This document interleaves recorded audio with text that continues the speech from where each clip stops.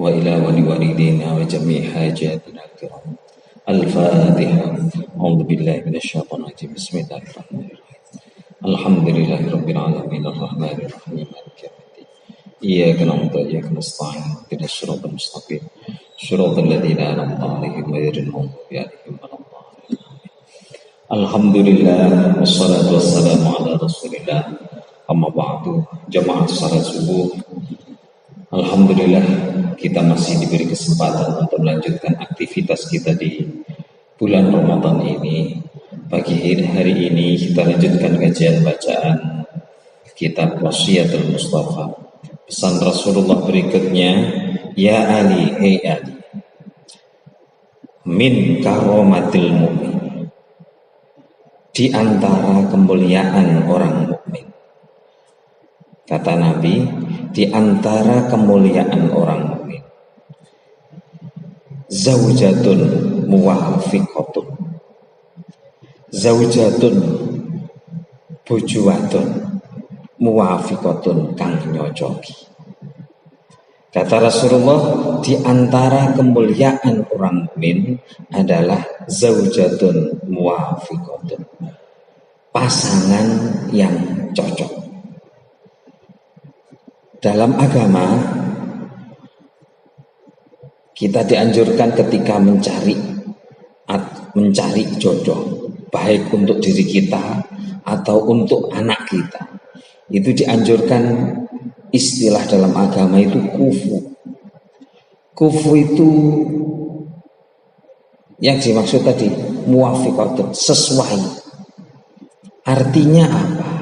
Artinya kalau pasangan itu tidak cocok, maka yang terjadi adalah gesekan yang semakin parah. Oleh karenanya dalam agama itu ada istilah khitbah, kemudian ta'aruf. Ta'aruf itu oleh anak-anak sekarang kadang-kadang diartikan pacaran, padahal bukan. Ta'aruf itu adalah masa pengenalan.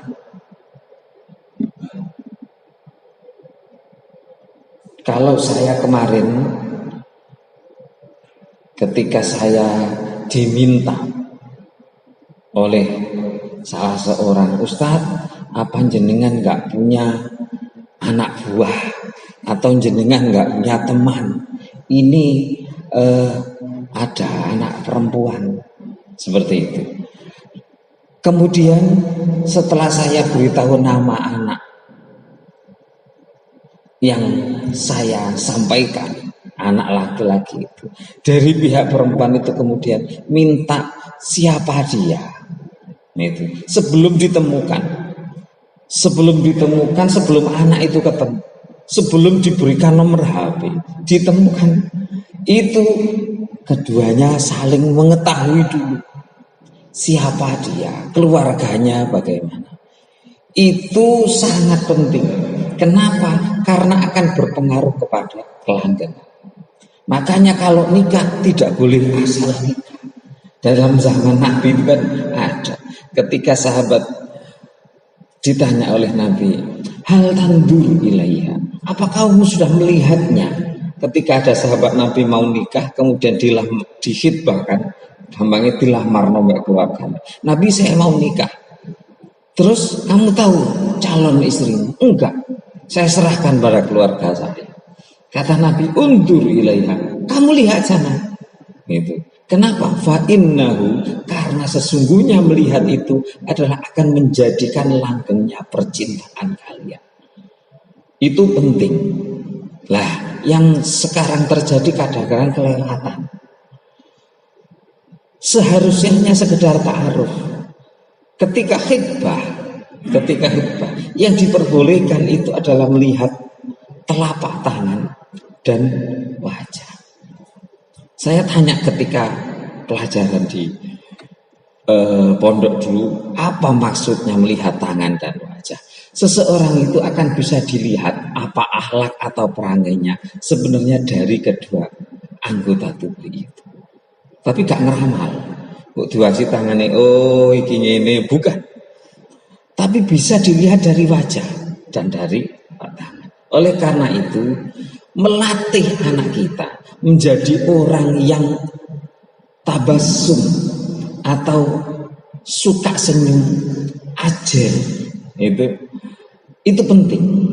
Karena ketika senyum itu sudah terbiasa, akan menjadikan wajah ini secara sosial itu enak dilihat. Ada anak itu yang terbiasa merengut. Apa yang terjadi? Ketika dilihat itu gak nyeneng. Itu akan bisa dilihat bahwa sifat anak itu nanti seperti ini. Sifat anak itu seperti ini. Nah, dalam psikologi ada pelajaran tentang itu. Oleh karenanya dalam tradisi Arab sangat penting untuk melihat siapa dia. Itu biasanya saya sampaikan pada teman-teman itu. Yang bagus ketika mencari jodoh adalah siapa dia. Kalau anak-anak yang ABG, anak yang masih muda, itu ketika mau dijodohkan, itu siapa saya? Sopo aku, awamu, wani-wani nyidek aku, siapa saya? Itu biasanya kurang pas. Karena apa? Egonya terlalu tinggi. Sopo aku. Itu masih kurang bagus. Biasanya anak-anak yang baru kuliah, biasanya itu yang muncul. Nanti ketika sudah agak dewasa, dia akan ganti pertanyaannya, siapa dia? Sopo seiku. Nah, di pas masa yang ini biasanya lumayan bagus. Gitu. Karena apa? Kalau dibiarkan siapa dia, kemudian dia tidak mendapatkan, yang terjadi kata teman-teman saya, itu nanti yang ketiga siapa saja, itu yang gak pati enak. Jadi yang terakhir nanti akan siapa saja. Nek basa Jawa ini sopo ae wis. Itu dalam rangka mencari jodoh. Makanya dalam agama orang itu akan mulia rumah tangganya, atau orang mukmin itu akan mulia apabila istrinya itu cocok atau kufu. Itu penting. Ada ketimpangan yang sangat tinggi akan menyebabkan gampang retaknya keluarga. Itu dalam agama. Makanya kufu itu penting. Itu sesuai, itu penting. Makanya kalau anak kita ta'aruf, kenalan, jangan terlalu lama. Ketika khitbah, itu saya selalu menekankan ketika acara khitbah, lebih cepat, lebih baik. Itu kenapa? Akan menghasilkan hasil yang baik. Kalau terlalu lama mereka itu kenal, berpacaran, maka akan menjadikan jadikan lahan bagi setan untuk semakin menjerumuskan mereka. Gitu. Kalau terlalu lama berkencan, dia akan tahu sedalam-dalamnya pasangannya. Jadi bagaikan telanjang di depan pasangannya. Itu. Padahal agama bukan itu. Agama menganjurkan ketika rumah tangga dia akan membina rumah tangga hidup yang baru. Itu. Pun diterusakan awal ini sanes saling. Yang kedua, ini masalah sholat ini. Yang kedua, orang mukmin itu akan mulia ada apabila wassalatu jama'atan. Orang mukmin itu bisa dinilai mulia kalau dia sholat berjamaah. Wong iku lek gelem salat jamaah tandane apik ambek wong. Enek wong gak gelem jamaah, bisa jadi dia itu gak enak. Kate budal jamaah liwat kono gak enak mbak iko ketemu iko. Loh, ini tanda ketika orang itu akan jamaah dan ketika orang itu sudah berjamaah, maka yang terjadi adalah kerukunan, kemuliaan. Ketika kita bersamaah akan banyak teman, akan banyak saudara. Latihan bersosial itu. Ketika kita nggak ngajak anak kita untuk bersamaah, nggak latih anak-anak itu untuk bersosial, sehingga nggak ngerti kadang-kadang unggah-ungguh, ketemu wong piye. Nah, itu latihannya dengan berjamaah. Yang ketiga, wajironun yuhibbuna. Wajironun lan tonggo yuhibbunahu kang seneng sapa tonggoku ing man. Tetangga yang mencintai dia. Tonggo ni seneng ambek wong iku. Iku tandane wong mukmin sing mulia. Ini disebutkan ini semua adalah dalam sisi sosial.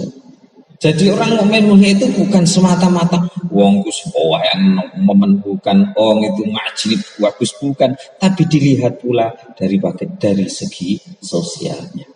Bagaimana keluarganya, bagaimana istrinya, bagaimana dia bersosial, bagaimana dia bersamaan, dan bagaimana dia baik dengan tetangga. Makanya saya sampaikan kemarin, saking pentingnya kita baik dengan tetangga, sampai Rasulullah menyampaikan hampir-hampir tetangga itu dapat warisan. Saking pentingnya kita baik sama tetangga, hampir-hampir tetangga itu dapat warisan. Ini pentingnya.